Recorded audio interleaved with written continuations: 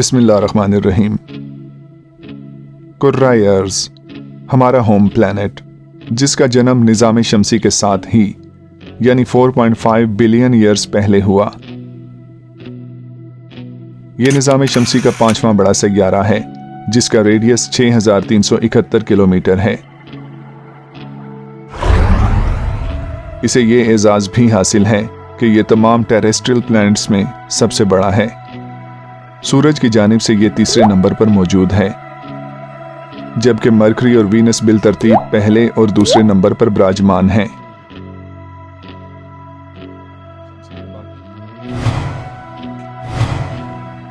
अर्थ के अलावा निज़ाम शमसी के बाकी तमाम सैयारों के नाम ग्रीक और रोमन देवताओं के नाम पर रखे गए हैं। हमारी अर्थ वाहिद वो सैयारा है जो जर्मैनिक वर्ड से है, जिसके मानी ग्राउंड के हैं। निज़ाम शमसी का यही वो वाहिद सैयारा है जहां जिंदगी अपनी पूरी रानाइयों के साथ नजर आती है। हालिया तहकीकात की रोशनी में यह साबित हो चुका है कि निज़ाम शमसी के किसी और सैयारे पे इस तरह की जिंदगी मौजूद नहीं। अलबत्ता मार्स पे जिंदगी की खोज के लिए भरपूर अंदाज में कोशिशें जारी हैं, इसलिए मार्स के बारे में कुछ कहना कबल अज़ वक्त होगा। खला से हमारी ज़मीन एक ब्लू मार्बल की मानिंद दिखाई देती है, जो वाइट स्वेरल यानी सफ़ेद धारियों से मुज़य्यन है। ब्लू कलर सतह ज़मीन पे पानी की मौजूदगी को जाहिर करता है, जो सरफेस ऑफ अर्थ के 71% हिस्से पे मौजूद है। ये सफ़ेद धारियां दरअसल बादल हैं, जो ज़मीन के गिर्द मौजूद एटमॉस्फेयर में आज़ादाना तौर पर घूमते फिरते नजर आते हैं। Areas of green, yellow and brown are land, यानी सब्ज, पीला और ब्राउन खुश्की के मुख्तलिफ इलाकों को शो करते हैं, जबकि सफ़ेद रंग ज़मीन पे मौजूद स्नो एंड आइस को रिप्रेजेंट करता है। इक्वेटर या ख़ते इस्तवा ज़मीन को दो वाज़ेह हिस्सों में तकसीम करता है। ऊपर वाला रीजन नॉर्दर्न हेमिस्फीयर, जबकि नीचे वाला रीजन सदर्न हेमिस्फीयर कहलाता है। इसी तरह नॉर्दर्न मोस्ट पॉइंट को नॉर्थ पोल, जबकि सदर्न मोस्ट पॉइंट को साउथ पोल कहा जाता है। इन पोल्स को उर्दू में कुतबैन के नाम से जाना जाता है। ज़मीन अपने एक्सेस यानी मरकज़ के गिर्द 1000 माइल्स पर आवर की स्पीड से स्पिन करती है। इसका अपने एक्सेस के गिर्द एक चक्कर तकरीबन 24 घंटों में मुकम्मल होता है, और इसी असना में दिन और रात का एक साइकिल भी पूरा होता है। इस रोटेशन के दौरान ज़मीन का वो हिस्सा जो सूरज का सामना करता है, इसके नूर से मुनव्वर हो जाता है, यानी वहाँ दिन का उजाला होता है, और वो हिस्सा जो सूरज से ओझल होता है, रात की तारीकी में डूब जाता है। इस तरह ये दिन और रात का एक ख़ास तसलसल ज़मीन की इसी रोटेशन की बदौलत कायम रहता है। जैसा कि हम जानते हैं कि ज़मीन अपने महवर के गिर्द तेज़ी से घूम रही है। ज़मीन का मोल्टन कोर और मज़कूरा रोटेशन मिलकर एक डायनमो की तरह काम करते हैं, जिसके बायस अर्थ के गिर्द एक मैग्नेटिक फील्ड डेवलप हो जाती है, जिसे मैग्नेटोस्फीयर कहा जाता है, जो सूरज से आने वाली सोलर विंड के खिलाफ एक शील्ड की तरह काम करती है। अगर ये मैग्नेटोस्फीयर ना हो तो मार्स की तरह सोलर विंड हमारी एटमॉस्फेयर को भी तबाही से दोचार कर देगी, और ऐसी सिचुएशन में यहाँ जिंदगी का बरकरार रहना तकरीबन नामुमकिन हो जाएगा।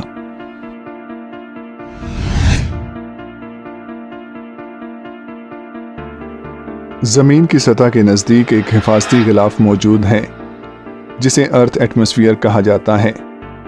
इस हिफाजती गिलाफ ने हमारी ज़मीन को तमाम अतराफ से घेर रखा है। ये गिलाफ मुख्तलिफ गैसों का मजमुआ है, जिनमें दो गैसें ज़्यादा नुमायाँ हैं, यानी नाइट्रोजन 78% और ऑक्सीजन 21%। दीगर गैसों में कार्बन डाइऑक्साइड, आर्गॉन और नियॉन वगैरह काबिल ज़िक्र हैं। ये हिफाजती गिलाफ न सिर्फ सूरज की इंतहाई ख़तरनाक शुआओं यानी अल्ट्रावायलेट रेस से हमें बचाता है, बल्कि खला से आने वाली चट्टानों यानी मीटियोराइट से भी ज़मीन को महफूज रखता है।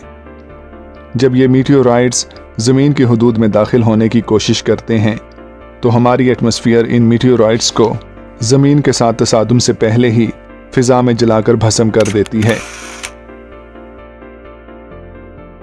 इसके अलावा ये हमारे शॉर्ट टर्म लोकल वेदर और लॉन्ग टर्म क्लाइमेट को भी कंट्रोल करती है। अर्थ एटमॉस्फेयर एक इंतहाई दिलचस्प मौजू है। इसके बारे में तफसीलात जानने के लिए मुतालिका एपिसोड मुलाहिज़ा कीजिए।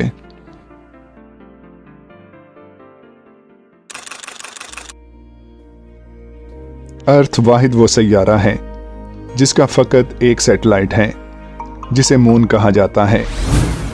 रात के वक्त आसमान पे सबसे ज़्यादा चमकदार ऑब्जेक्ट हमारा चांद ही है। चांद की अहमियत का अंदाज़ा इस बात से लगाया जा सकता है कि अर्थ पे मौजूद ज़िंदगी का इन्हिसार बहुत हद तक इसी चांद पे है। चांद हमारे मौसमियाती निज़ाम पर बहुत गहरे असरात मुरतब करता है। इसकी ग्रेविटेशनल पुल हमारी ज़मीन को एक एक्सेस पे कायम रखती है, जिसके बायस हमारी ज़मीन जुम्बिश का शिकार नहीं होती बल्कि अपने एक्सेस में मजबूती के साथ स्टेबल रहती है। हमारा चांद निज़ाम शमसी का 5वां बड़ा सैटेलाइट है जिसका रेडियस 1738 किलोमीटर बनता है, जो ज़मीन के साइज का तकरीबन 1/4 है।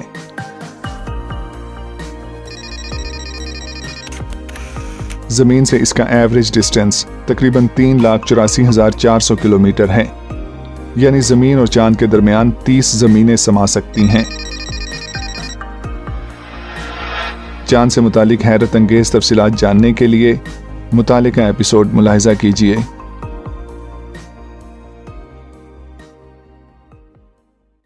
हालांकि ज़मीन और सूरज के दरमियान औसत फासला या एवरेज डिस्टेंस 93 मिलियन माइल्स है, जो एक एस्ट्रोनॉमिकल यूनिट के मुतरादिफ है। चूंकि निज़ाम शमसी में मौजूद सैयारों का बाहमी फासला इंतहाई ज़्यादा है, इसलिए माइल्स या किलोमीटर्स में इनको मापना काफ़ी मुश्किल है। लिहाजा इन तवील फासलों को मापने के लिए एस्ट्रोनॉमिकल यूनिट्स का इस्तेमाल किया जाता है।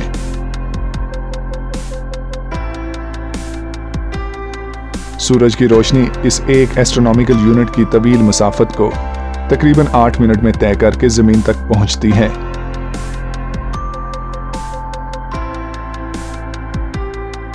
ज़मीन की एक्सियल रोटेशन पे गौर करने से मालूम होता है कि ये एक जानिब थोड़े से झुकाव का शिकार है। इस झुकाव को एक्सियल टिल्ट कहा जाता है, जो 23.5 डिग्री बनता है।